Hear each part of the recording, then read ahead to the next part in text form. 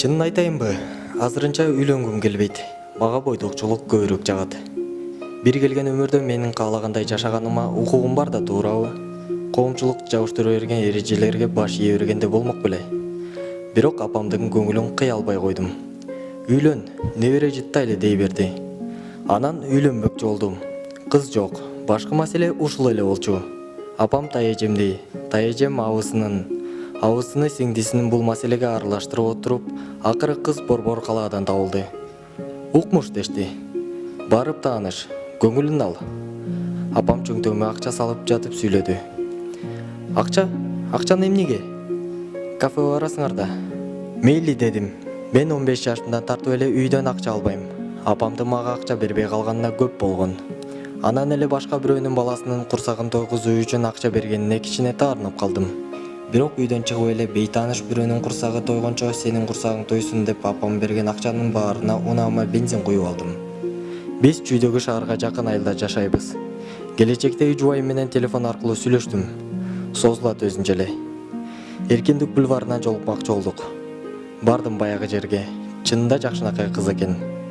Буга чейинки мен сүйлөшкөн кыздардын арасында сулуулар сынагы болсо, бул кыз жөн эле дегенде 4-чү орунду алмак. Ичимден ушуну ойлодум. Саламатсыңбы? Салам, мен Марат. Сау эле. Мен ага жактым. Жок, мен эмес. Менин унаам аябай жакты. Бул дароо билинди. Анан ошол замат менин башымда бир кызыктай план бышып жетилсе болобу? Мен сау элени тамаша катары ала качмакчы болдум.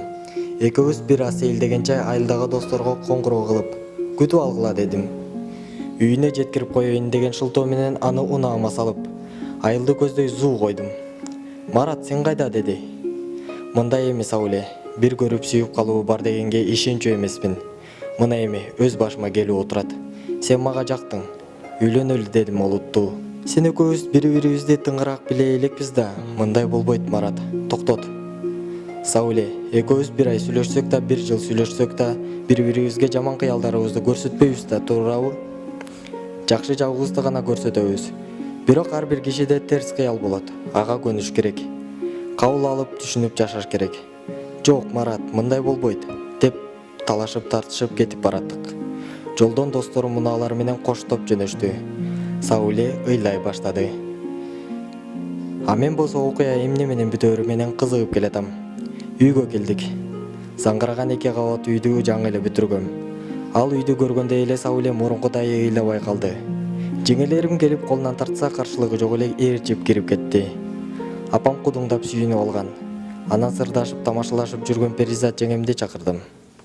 Жеңе, эмне болуп атат? Эмне болмок эле, үйлөнүп жатасың. Отурду кыз, көңүлү бар экен. Үйүндөгүлөргө чалды.